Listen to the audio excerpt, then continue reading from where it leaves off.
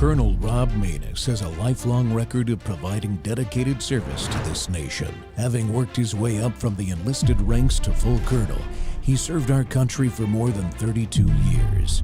He has served as a bomber squadron commander, bomb disposal technician, Joint Chiefs of Staff Operations Officer, assisted the National Security Team with the campaign plan for the global war on terrorism. He authored the first theater nuclear war plan and served as the Vice Commander of America's largest airborne intelligence wing. Colonel Rob Maness is a true American hero.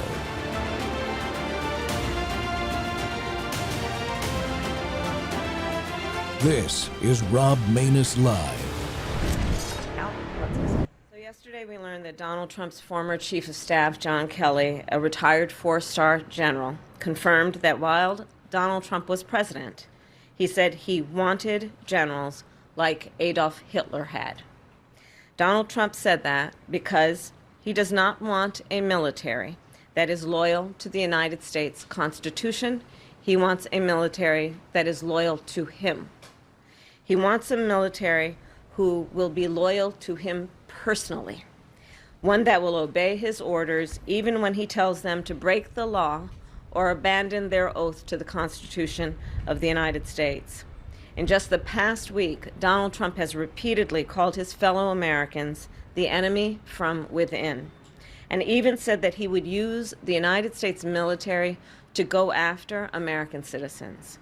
And let's be clear about who he considers to be the enemy from within. Anyone who refuses to bend a knee or dares to criticize him would qualify in his mind as the enemy within, like judges, like journalists, like nonpartisan election officials. It is deeply troubling and incredibly dangerous that Donald Trump would invoke Adolf Hitler, the man who is responsible for the deaths of 6 million Jews and hundreds of thousands of Americans.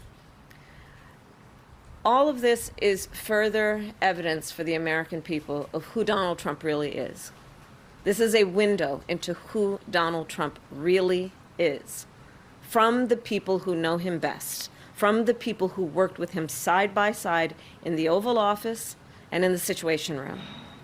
And it is clear from John Kelly's words that Donald Trump is someone who, I quote, certainly falls into the general definition of fascist, who in fact vowed to be a dictator on day one and vowed to use the military as his personal militia to carry out his personal and political vendettas. Donald Trump is increasingly unhinged and unstable. And in a second term, people like John Kelly would not be there to be the guardrails against his propensities and his actions. Those who once tried to stop him from pursuing his worst impulses would no longer be there, and no longer be there to rein him in. So the bottom line is this: we know what Donald Trump wants. He wants unchecked power. The question in 13 days will be, what do the American people want? Thank you. Folks, America will turn the page even in the face of violence like what that woman is trying to incite. Welcome to Truth Thursday. The Rob Maness Show is live on Worldview Tube and our X Spaces simulcast. That was a disgusting and, in my opinion, unlawful statement by Vice President Kamala Harris. Here's what Robert Kennedy Jr. said about it, quote, "This is the kind of inflammatory poison that divides our nation and inspires assassins. It's particularly ironic since Biden and Harris have just pushed through DOD Directive 5240.01, giving the Pentagon power for the first time in American history to use lethal force to kill Americans on U.S. soil, and here's the kicker, who protest government policies. If you want to understand a politician, the words from her mouth have little relevance. Look at her feet," close quote.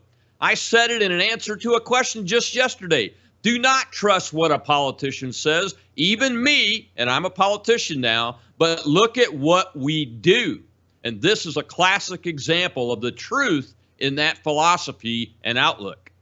I intended to devote this entire episode to RFK Jr.'s Make America Healthy Again program that Donald Trump has asked him to create, but we're also going to be talking about this thing, this 3 minutes of incitement to violence, and all the other media lies from the last 24 hours created by the left's hit campaign. Mr. Trump has gone from literally Hitler again to racist against Mexican heritage veterans and families to a rapist again, according to the regime media that hides the truth from you and me. Their propaganda is failing, however, because we, the people, are doing our own investigative journalism now on multiple platforms that support free speech. Like the network I'm now on, the new one, Worldview Tube, is an independent media outlet that has great content. And that's why my guest today is the CEO of one of those platforms, and it's called Pickaxe. And transparency here, I'm on Pickaxe now. Jeff Dornick is also an author, a podcast host, and an independent media network creator, and he's got a brand new effort going, and it's called the Anti-Label Record Label. So he's into the music business now. Jeff, welcome back to the Rob Maness Show. Hey, Rob, thanks for having me. You know, it's crazy when I was watching that clip of Kamala. I'm just sitting there, and I watched it earlier, but I'm just sitting there and I'm listening to her, and I'm like, she knows exactly what she's doing. She's not accidentally stumbling into inciting violence against Donald Trump. She knows what she's doing, and I think that we as conservatives need to understand that, in my opinion, I think we're looking at Donald Trump getting back into the White House. But for the next 4 years, we are going to see this kind of rhetoric further dividing and further polarizing this country and basically causing the American people to become extremists, whether or not they agree with her or disagree with her, because this is an intentional ploy to divide and conquer. And it just pissed me off in that entire video. Yeah, it did. And yesterday we saw a lot of 40-second clips from that, but I wanted to show the whole thing, Jeff, because we've graduated from the Trump administration where the number 3 person in line for the presidency, Nancy Pelosi, as Speaker of the House, used her official position to do political things like rip up the president's State of the Union speech during the speech behind his back. That was not just a political or a partisan act, but it was an official act by the number 3 person in the United States government. Okay? Now we have the Vice President of the United States walking out of her residence at the Naval Observatory, her official residence, stand behind the podium with the seal of the Vice President of the United States behind it, her flags and the American flag blowing in the wind behind her, and giving an official statement that ends in a partisan campaign plea to the American people to choose the right choice on Election Day in 13 days. That is illegal, isn't it? As far as I know, that should definitely be illegal for sure. But and what's really interesting to me as well when you're looking at that is that just further gives it the stamp of approval to the everyday American that they're not paying attention to politics, they're not watching everything, they're just seeing the headlines on CNN or Fox News or whatever it is, and they see her walk out like that, you know, again in front of her official residence with the seal, with the flags, with the whole deal, and it makes it further feel to the everyday American that Donald Trump is an extremist and he's a threat to the future of this country, that he is the equivalent, if not worse than, Adolf Hitler. Think about that kind of rhetoric. If you are saying that somebody is at the very least equivalent with Adolf Hitler, you are justifying any action that anybody takes against him. Assassination attempts, any kind of attempt by any kind of politician or anybody to not certify the election coming up for the sake of quote unquote democracy. That's where we're heading with this. In my opinion, what they are doing is they are setting us up in order for them to not have a peaceful transfer of power. And again, this comes back to they project onto us and to Donald Trump everything that they themselves do. And so when they say that Donald Trump did not participate in a peaceful transfer of power, number one, they're lying. But number two, they're projecting onto us what they themselves are planning to do come January.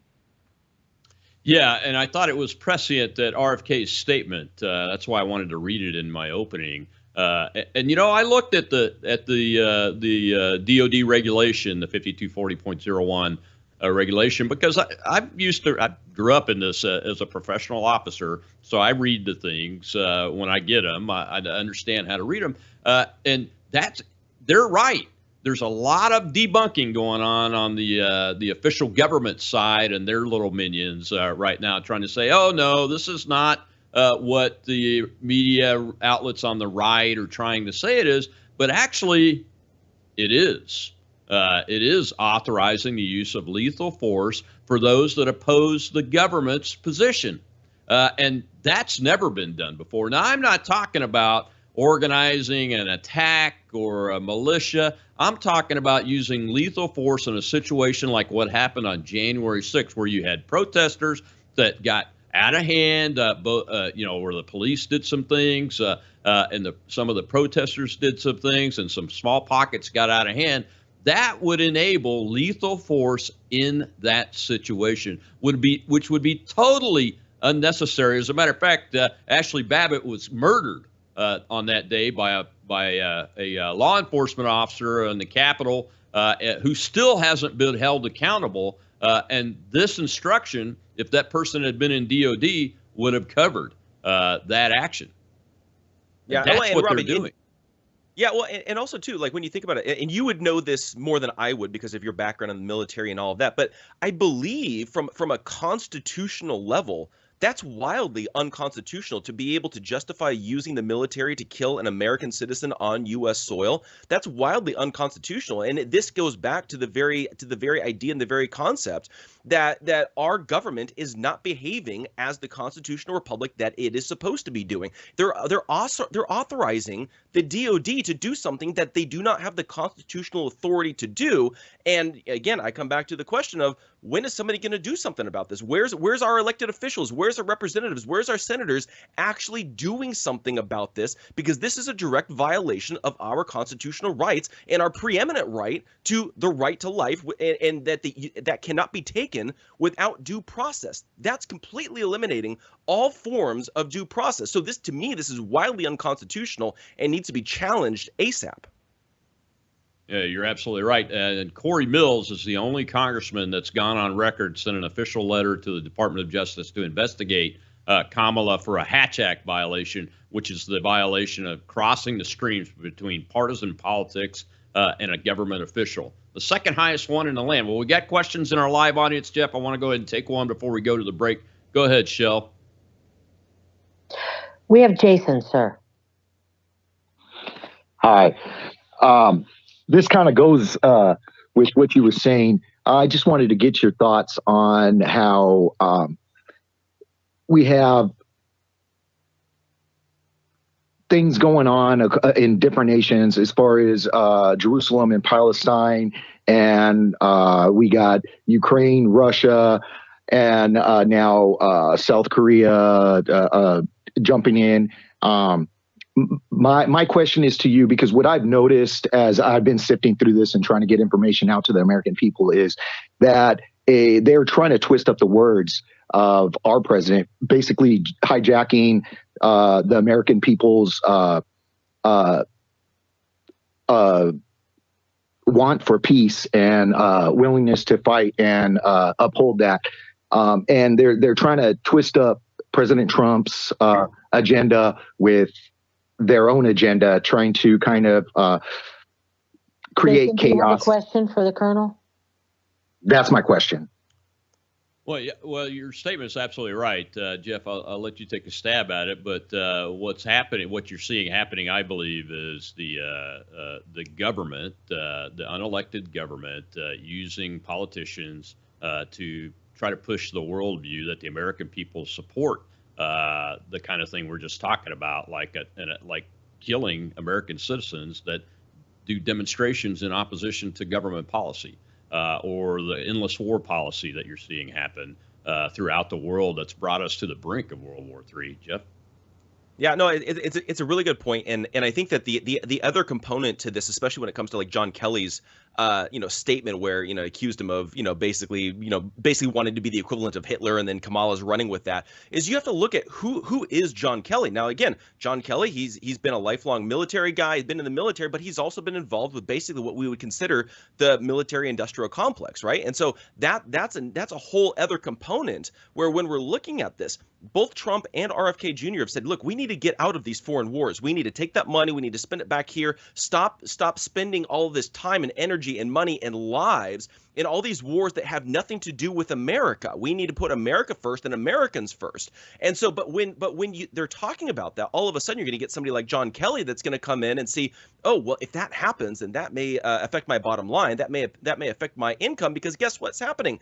If we're not in wars, we don't have to have the same kind of expenditures that we have when we're in active war, which takes away the revenue from the military-industrial complex. So when you see somebody like John Kelly coming out a couple of weeks before the election and making these astronomical, insane claims against Donald Trump, what you're seeing, in my opinion, is he understands that if Trump gets in there, it's going to be bad for the deep state, for all the industrial complexes, because they're going to take away their power. They're going to take away a lot of their revenue that they've relied upon in insane profits. And I think that there is that component to all of this as well, which is why you're seeing people and war hawks like Dick Cheney and Liz Cheney and all these people jumping over and supporting Kamala Harris, is because Kamala Harris is the war hawk that the Democrats have always condemned. Oh, you're absolutely right. We got to take a break. When we come back, we'll hear from Robert F. Kennedy Jr. about MAHA, Make America Healthy Again. And we'll talk about why he and Tulsi Gabbard and other Democrats are backing Donald J. Trump and the American people. We'll be right back on the Rob Maness Show on Worldview 2.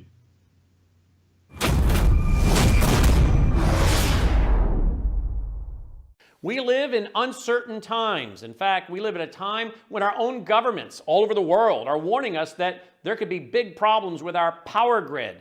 World War III seems to be right on the horizon. Let me ask you this. Do you have a satellite phone? Should communications go down with cell towers? Do you have a satellite phone to get a hold of that college student or your spouse who travels, whatever it might be, to get a hold of your senior adult parents? We have satellite phones at worldviewtalk.com, and you get the satellite phone for free when you sign up for their very reasonable payment programs for the service. Sign up for the service with a reasonable contract, get the satellite phone for free.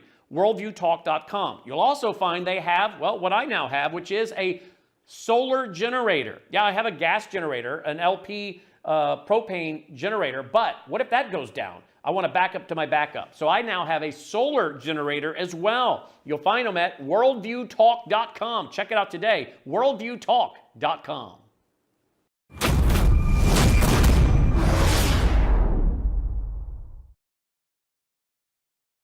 How we can make America healthy again. And the first thing you need to do is get one of these hats, and we need everybody walking around and wearing it everywhere they go. But that's not going to be nearly enough. That's why I'm partnering with President Donald Trump to transform our nation's food, fitness, air, water, soil, and medicine. Our big priority will be to clean up the public health agencies like CDC, NIH, FDA, and the U.S. Department of Agriculture. Those agencies have become sock puppets for the industries that they're supposed to regulate. President Trump and I are going to replace the corrupt, industry-captured officials with honest public servants. We're going to steer resources to meet our nation's biggest health challenge, chronic disease. We're going to identify its root cause, and we're going to eliminate those exposures. We're going to get toxic additives and pesticide residues out of our food. We're going to support the tens of millions of Americans who choose alternative and complementary medicine. We're going to become, once again, the healthiest nation on earth. That's what we mean by MAHA, Make America Healthy Again. If you want to support this vision, you can buy MAHA merch or donate to our website at mahanow.org. Make America Healthy Again.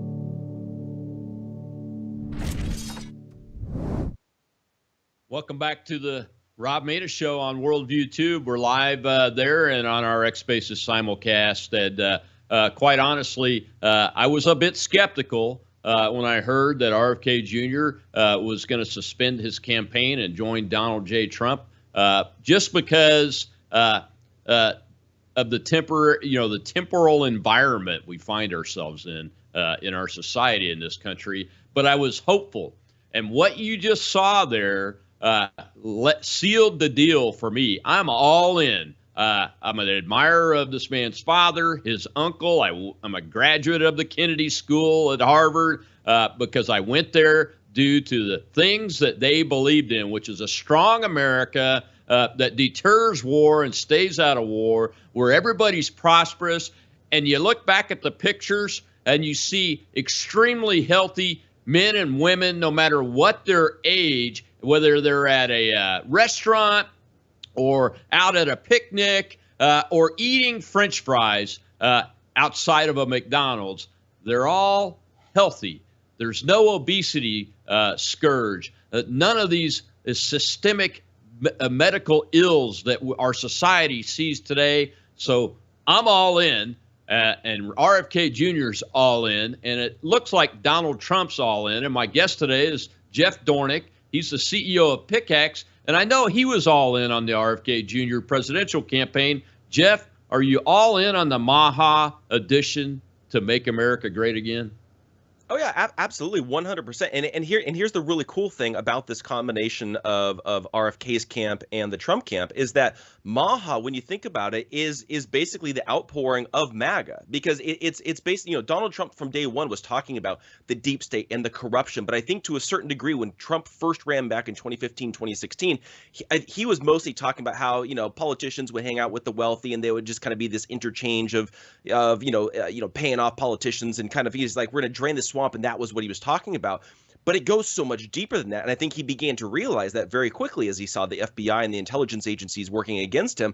But then I think the outpouring and the aftermath of COVID specifically, and then you saw people like RFK Jr. really rise to extreme prominence, was because we saw the corruption and just how deep the deep state goes and who's actually running our country. And I think that what COVID really showed us is that it's these big corporations that are paying off our government for their own benefit, and then we're all completely reliant upon them. All these public-private partnerships, corruption of the USDA, the FDA, and we're seeing the health ramifications of all of this. And so to me, this is just a natural outpouring of the MAGA movement in a very specific way, exposing the corruption of the USDA, the FDA, the CDC, and all the corporations that are buying their way into making Americans unhealthy, because there is nothing more profitable than a sick child and a sick American to these big corporations, because the more they can keep us sick, the more they can sell us the pharmaceutical drugs and all the things that go along with it. So if we can get Trump elected, Kennedy to go to DC, I think that we're going to see a healthier America. We're going to see a less corrupt government, and it's going to be a win-win all around. So how did the we during the pre-show, we talked about these various industrial complexes that have grown up out of the military-industrial complex that President Eisenhower actually warned us about, and his videos going around today because of this DOD regulation and some other things that are going on. How did we get here? And have you heard or RFK Jr. talk about the specifics of what his first steps are going to be after he gets the team picked to address that? I haven't heard a lot of extreme specifics as opposed to the general themes of what they're going to implement. And in all reality, it's probably a wise move. I was talking when I was in D.C. a couple weeks ago for an event, and I was meeting with a guy that former intelligence guy, but totally on our side of the aisle when it comes to politics and Trump and all of that.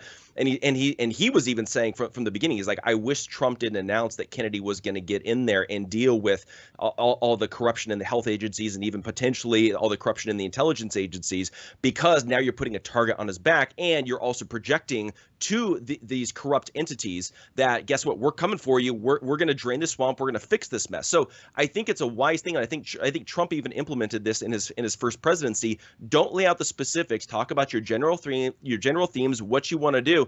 But I think specifically when it comes to Kennedy, the key is going to be creating a separation between the corporations and the regulating agencies, because right now the very corporations that are supposed to be regulated by the USDA and the FDA and the CDC are being bought off and paid off by the very corporations that they are supposed to be regulating and holding accountable. Well, if somebody's donating, let's say $1 million to the NIH or the CDC's nonprofit organization, then guess what? You're probably not going to give them a really hard time when they're coming out with a new food dye or a new pesticide or chemical or whatever it might be. I mean, and I think that's really where it started with the military-industrial complex, where you had these government contractors that would buy off politicians in order to get a contract and all of that, and then they saw that works for them. Now let's expand this to all the rest of the agencies, and what we're seeing is massive chronic illness. And my wife and I have been talking about this for years, and I've seen the other side of the food industry. I've seen how corrupt it is, and I think that like, for example, if you want to have an organic seal, if you want to be USDA certified organic, you have to pay $10,000 per SKU in order to get that stamp of approval for organic. There's a reason why organic is so expensive. There's a reason why organic is so difficult to find right now, is because it costs so much per SKU. So if you have a company, you've got 10 SKUs, now you have to drop $100,000 just to be able to say that you are organic. That is a major problem. And then on top of that, then you have the government that is subsidizing, foods like sugar, seed oils, all the things that are causing massive health issues for American citizens. And one of the things that RFK has said, and I think is absolutely brilliant, let's get rid of the subsidies for all of this crap food, and let's actually give subsidies to organic food. And so one of the things that I've been encouraging behind the scenes is that if RFK can get in there, let's lower the cost in order to get that USDA stamp of approval of being organic. Let's lower the threshold for farmers and companies to actually be able to offer healthy, clean, organic food. And then on top of that, if we can make it easier across the board with subsidies for, let's say, organic farmers instead of sugar and seed oils and soy and all that kind of stuff, I think we can make our country much healthier and also drop the price of clean, healthy food in the grocery store. Yeah, I think just removing the food dyes from things that would still exist, like over in Europe, I don't think the food dyes that are in a bowl of Fruit Loops here are allowed over in Europe and in the rest of the world, and that's one of the things that keeps us from being more healthy is food dyes and the sugars you mentioned there. Well, let's go ahead and take a question from over in the audience there before we get to this next break. Go ahead, Joe. We have Edward, sir.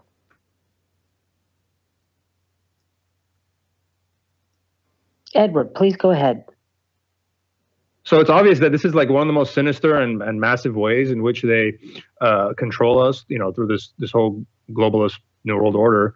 And so the backlash that Trump and RFK are going to receive if they actually try to implement these kind of policies is going to be serious. So do you think that they're prepared, because Trump is very responsive to economic things. So if they threaten him with economic sabotage, do you think he'll have the willpower to, maybe take a temporary hit in the economy, but go through with it so we end up being healthier? And then obviously, like you said, the prices of healthy food will be lower and the economy will recover. But do you think they'll have the willpower to actually go all the way through with it?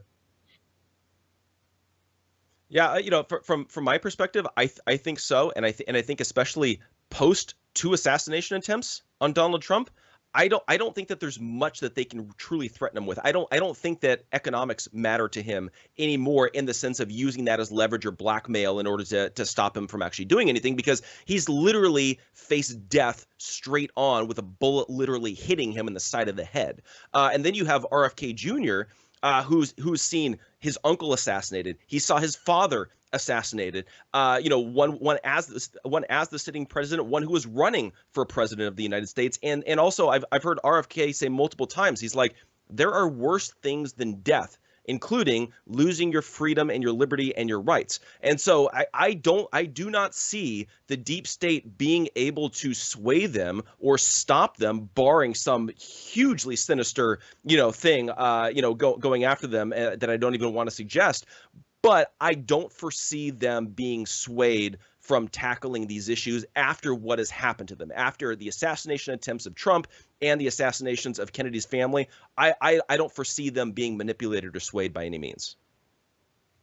Yeah, and before we go to the break, I would just add that, RFK Jr. is a co-chair on the transition team, too, along with Tulsi Gabbard and some others names that I've heard.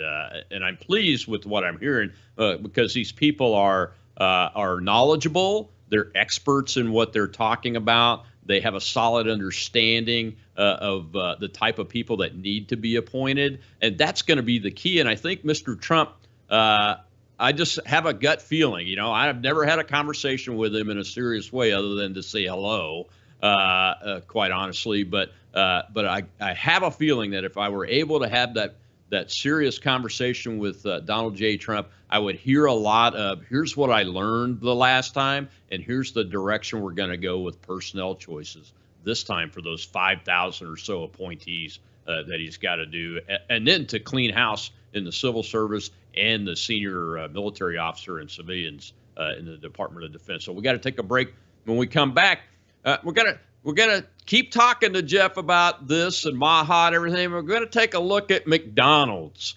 or just Donald's, as you see, and the marketing genius of Donald J. Trump and how it connects to Maha. We'll be right back on the Rob Maness Show with Jeff Dornick on Truth Thursday.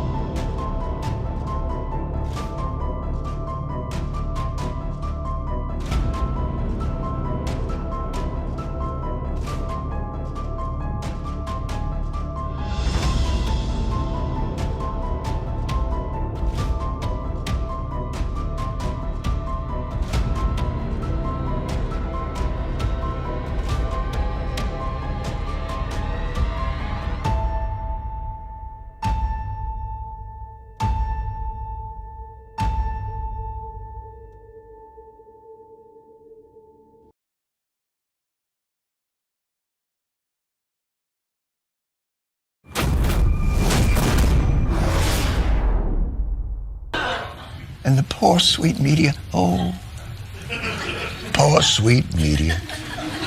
They know they're mad. They're just not exactly sure which thing they should be maddest about anymore. But I can tell you one thing, media, it probably shouldn't be the McDonald's thing. This was entirely staged. My There fault. was a fake customer, yes. He is so inept at pretending to be a real person that he really, literally cannot operate the fry machine as a normal worker because he would be incapable of doing so.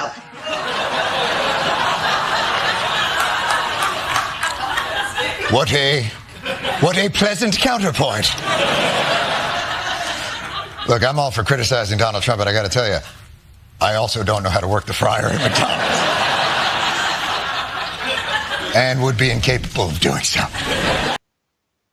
Welcome back to the Rob Maness Show on Worldview Tube and live on our X Spaces simulcast. And we're here on Truth Thursday. My guest is CEO of Pickaxe and author and media personality in his own right, Jeff Dornick. And Jeff, I wanted to transition a little bit into the media and their messaging on behalf of the government and the leftists in the Democrat Party and their campaign and everything, because that's one of the reasons why you created Pickaxe and some of the other ventures that we're going to talk about, isn't it?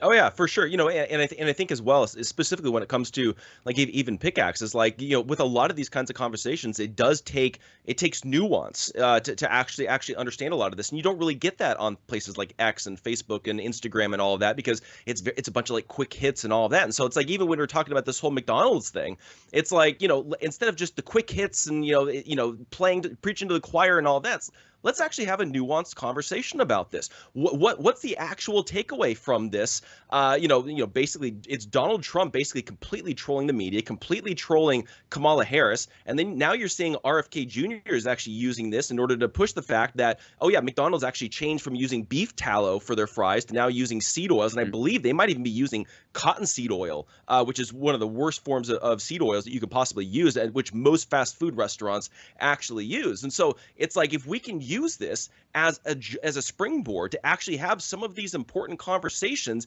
that's what we need. But it's going to kind of need to be in more long form context, like with this conversation you and I are having here on the show, on these long form shows, or writing articles or whatever it is, that you're not really going to get as much on the quick hits on places like X and that sort of thing. Well, this particular thing, it's very unique. You pointed out a couple of them I want to dig into a little bit.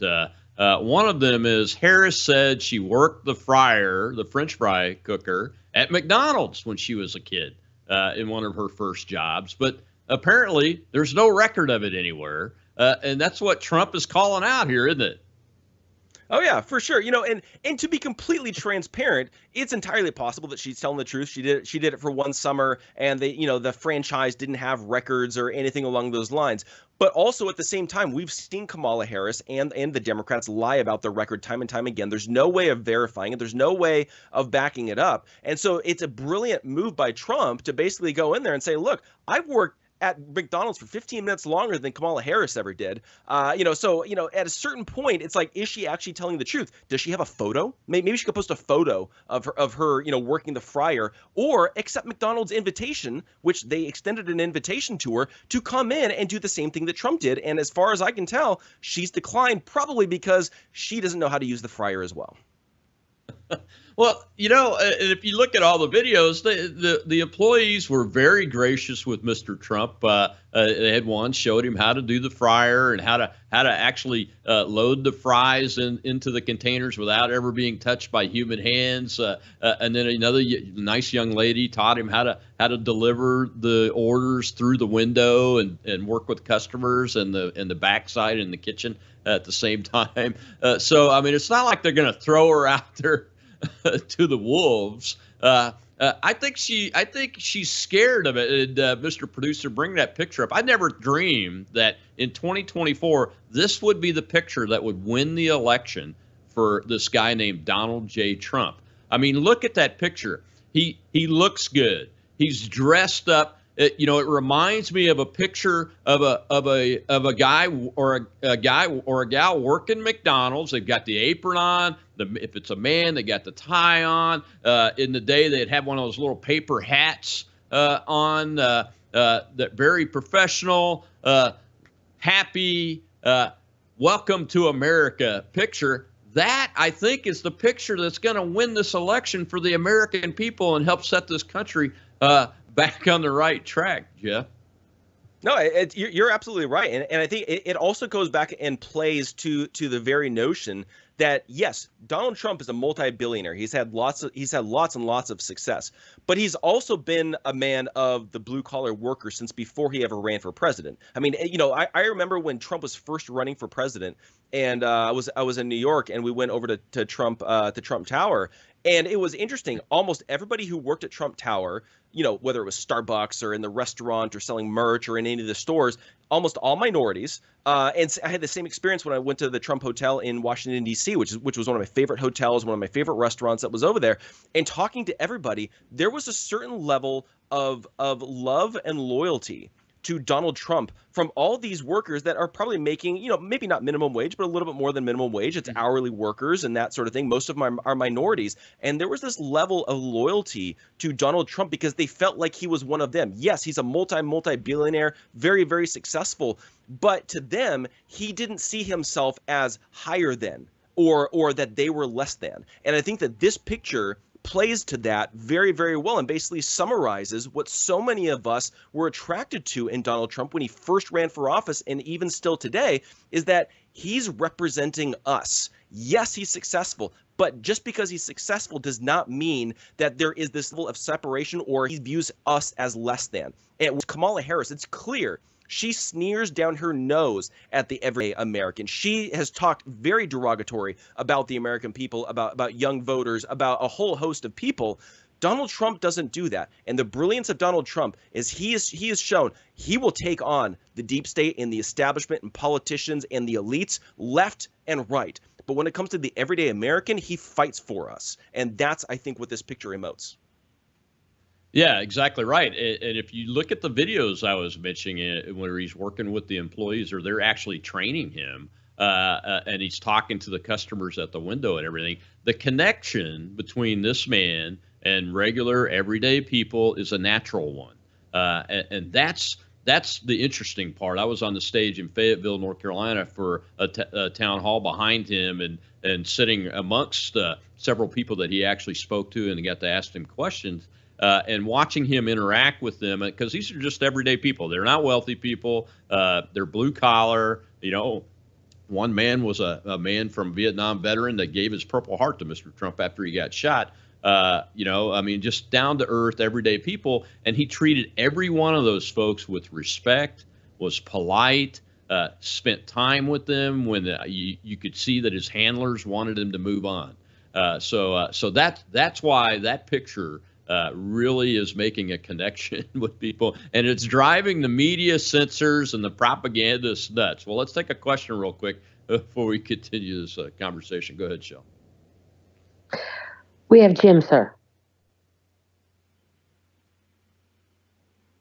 Jim, go ahead. We have Naomi, sir. I'm sorry. I had my mic off. I'm sorry. Can you still hear me? Yes. This is Jim. Hey, Colonel, appreciate the talk. A little quick, funny story about the McDonald's thing. My middle son is actually part of an advanced team that goes up a week ahead of time to set up these rallies and whatnot. And he was in charge of getting Trump's apron, ordering that. They also had a visor for him and his name tag that had McDonald J. Trump. It was pretty awesome. That's awesome. Which they would not, they would not allow him to wear the visor or the name tag. McDonald's wouldn't. The actual person that owned that particular McDonald's was very apprehensive in him even being there and doing the fry thing. But my son told me, he said, look, he's going to go back. He's going to do the fries. He's going to serve at the window. And if they get in his way, Secret Service is going to say he's doing it. But there was actually a shouting match after everybody saw the news when they left. They were mad that he actually did that. But what are they going to do? But anyways, when you go back, you were talking about our food industry and how corrupt it is. I can't even imagine how. I'm praying to God that Trump gets in there and we don't have this same regime that's there. But how in the world, with the army of bureaucrats, governmental agencies that are there now and have been built over the past 4 years, without a total reset, and yes, I think it's going to hurt. I think we lost him, but I think I understand the gist of the question, Jeff, and that is, how does he get his arms around and RFK Jr. and the whole team get their arms around this massive bureaucracy, and it's going to take a total reset, I think. But go ahead. No, I totally agree. I think on one hand is going to be, number one, enforcing our laws, because a lot of these agencies are actually breaking the law by taking donations and basically getting bought off by a lot of these big corporations. But then I think as well, a lot of it will come from exposing what's actually going on, because it's one thing for RFK to make all these claims about the agencies outside of the government as an environmental attorney, right? It's one thing for him to make the accusations and the allegations. It's another for him to actually be in the government, having the actual documentation, and then coming to the American people, which I think is his plan, and saying, like, look, here's what happened. Pfizer spent this much money, and then they got this approved because of X, Y, and Z. This company got this approved, this is allowed, and because they paid this X, Y, and Z. Now all of a sudden, you're going to see the big corporations are getting exposed. Now you're going to see, you're going to see people getting fired from within these agencies because they were taking bribes or they were looking the other way when people were getting injured. And that's the thing, is that the USDA, the FDA, the CDC, and the NIH are four of the most extremely corrupt agencies in our government. And there's been a direct impact on the American people. And I think that if we can actually use these agencies for good and actually basically reinforce the laws, reinforce our health, and make sure that we're actually having standards that protect the American people, I think Kennedy can actually do that thing. And I think, him teaming up with Trump and them working together on this thing, in my opinion, I think Trump's just going to let Kennedy go ham and just take down the whole thing, in my opinion. Yeah, I mean, I'm pretty sure he's a delegator. He gives strategic guidance, and policy, and then wants people to go do. The only thing he's ever put up a fight against is people that stymie the policy and the guidance and don't go do what it is. I mean, if you want to be in a Trump administration, you got to sign up to the policies, people. If you don't, then don't come into the administration and don't stay, for God's sake.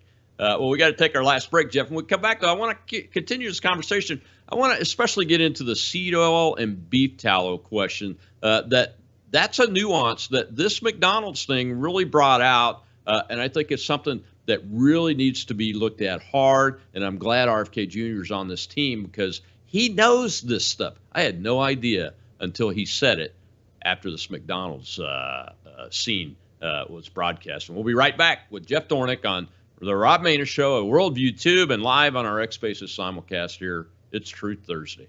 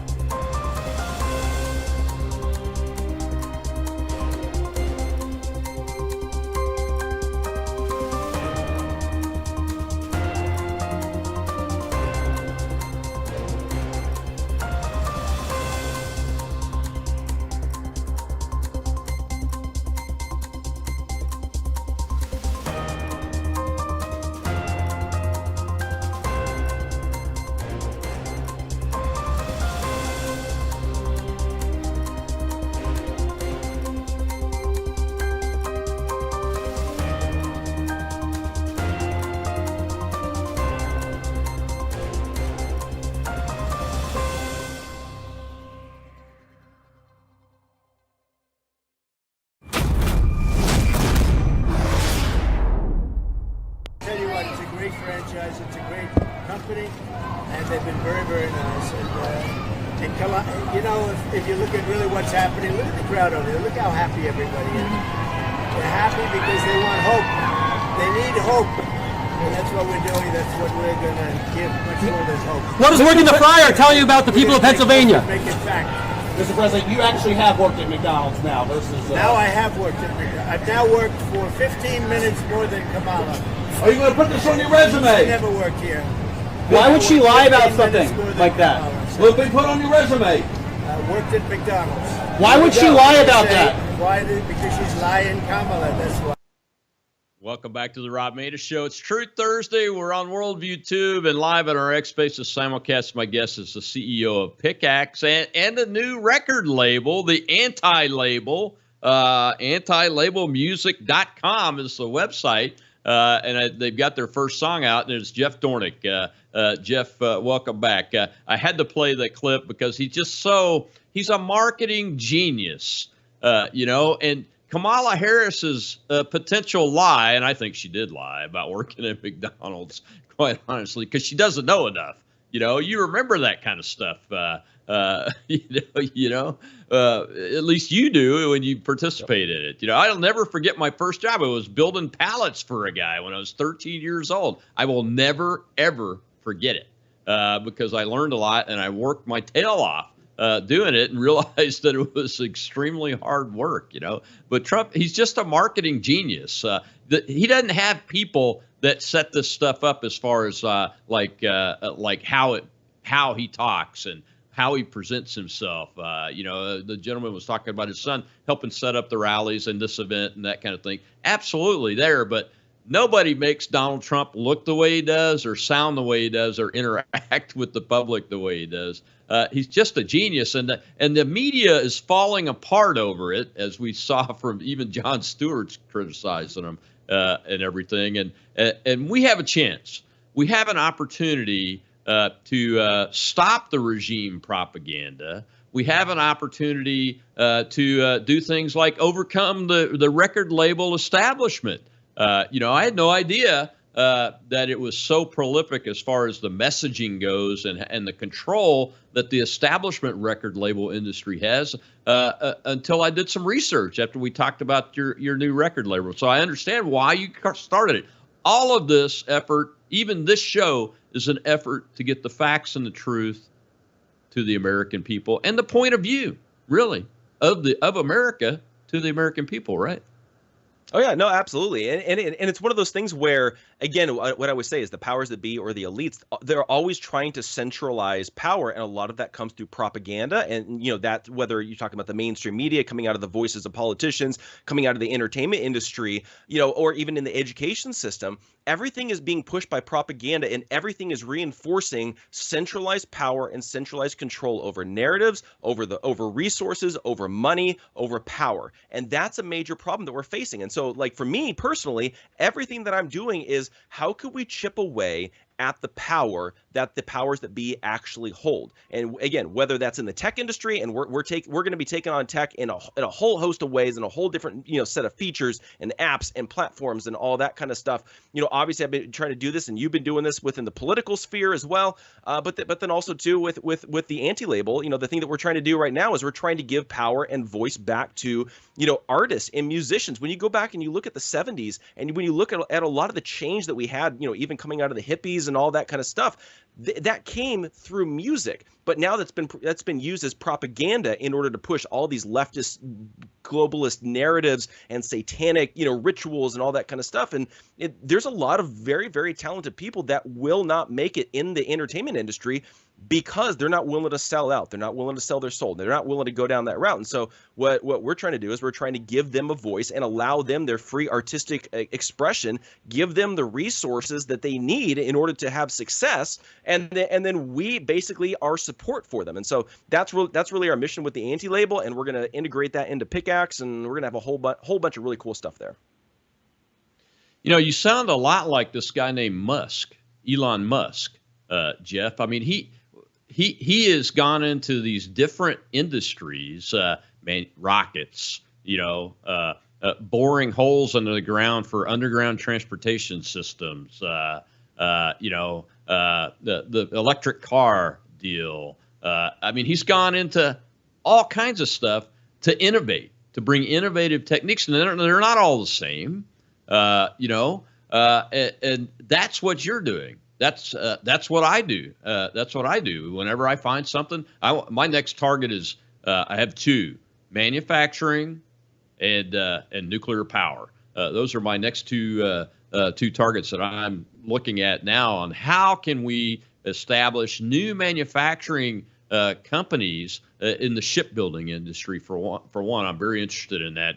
I've done a lot of research on the merchant marine ship building industry that's woefully lacking here in the United States, and is making us weak when it comes to keeping China from creating war, quite honestly. So I want to look at that. And then nuclear power, nuclear power is the cleanest power you can create. It's cleaner than solar because you don't have all the chemical trash that you have to deal with in manufacturing solar panels and then getting rid of them on the backside of it. So those two things are my two next things to take a look at, and they're national security related, and that's my wheelhouse, obviously. But I want to learn about how do we build ships the way Elon Musk builds rockets. The rockets that we see today are phenomenally different than anything the government's ever been able to produce, and they're much more cost effective. And it's going to be a reality. Interplanetary civilization is now able to be a reality because of that innovation. We need more Americans like you and me and Musk and those kind of folks to do this kind of work and take that step, right? No, absolutely. And the key, and I think that this is where a lot of people that have tried to create alternatives have failed, is that they try to make a knockoff of what is out there. So there's been a lot of, for example, a lot of social media platforms that have popped up, and they've become nothing more than a cheaper knockoff of X or Facebook or Instagram or whatever it might be. Same thing in the music industry and the entertainment industry as a whole. There's been a lot of record labels and studios that have popped up, but they've done nothing except just basically copy and repeat exactly what the mainstream already does.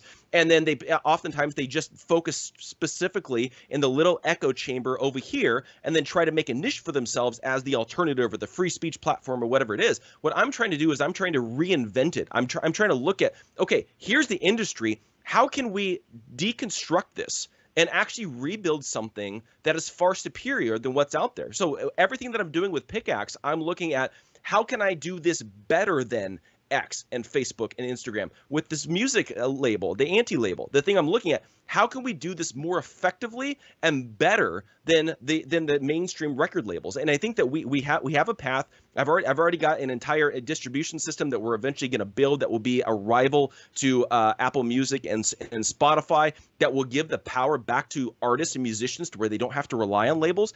And also here's the really interesting thing about the music industry. Spotify pays out like pennies on the dollar. So like there's some people, they get millions and millions of plays, and they get paid maybe hundreds of dollars, maybe thousands of dollars a month. It's absolutely insane. There's a great video of Prince where he was being interviewed while he was still alive, and Mariah Carey just signed a $20 million contract. Like, what do you think about it? That's a massive contract. And he's like, she's actually getting screwed, because when you actually think about it, he's like, how much money do you think that the record label should take? And the host said maybe 50%. He's like, okay, so cool. If I sell 1 million records and I'm getting 50% of, let's say, $10, that's $5 per album. I only need to sell 1 million records to make $5 million. I only need to sell 5 million records to make $25 million. She sells hundreds of millions of records, and she's only getting paid $20 million. When you actually look at it, they're getting, like Eminem, he was making, I believe, 7% of his record sales that he was taking home. 7%. And all the rest of the money goes to the labels. That's a major problem. So we're trying to revolutionize that and change this industry, again, to give power and money and their voice back to artists. Absolutely. Well, let's take one last question from the audience before we get to the end of the show. It's been a great show, folks. Go ahead, Shell. Go ahead, Naomi. Hi, Shell, Colonel, and Jeff. It's been an exciting show, especially after last night's CNN preview with Kamala. I just wanted to ask your thoughts on, as President Trump ends his campaign, it'll be at Madison Square Garden. I wish I could be there. I'd do anything to get there, but Kamala is having hers in D.C. at the site of January 6th. Now, last night, the CNN panel was real clear. They didn't want to hear her talk about President Trump anymore. How do you think that's going to turn out as her final campaign move? It's a great question, Jeff.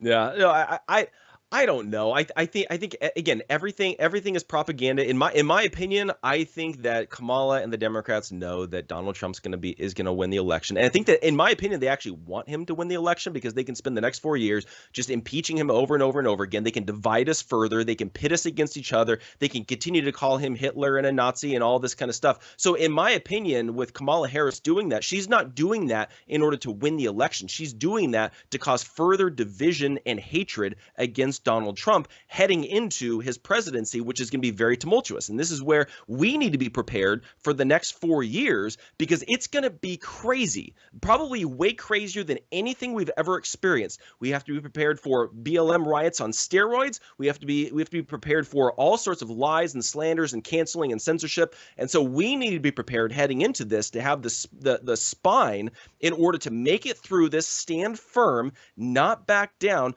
but also try to find unity in the country. Where can we find common ground? Where can we converse with people that we disagree with? And maybe we find some sort of compromise or agreement or things like that. That's the only way we actually save this country. We do not save this country through extreme polarization. We've got to win the American people over, and that's what we got to do for the next 4 years. Yeah, and I think the juxtaposition is incredible. Kamala's closing message is Donald Trump's Hitler and a fascist and a sexual predator and hates Mexicans and veterans, etc. And Donald Trump's is Harris and Biden. They broke it. I've got a proven record that I can fix it.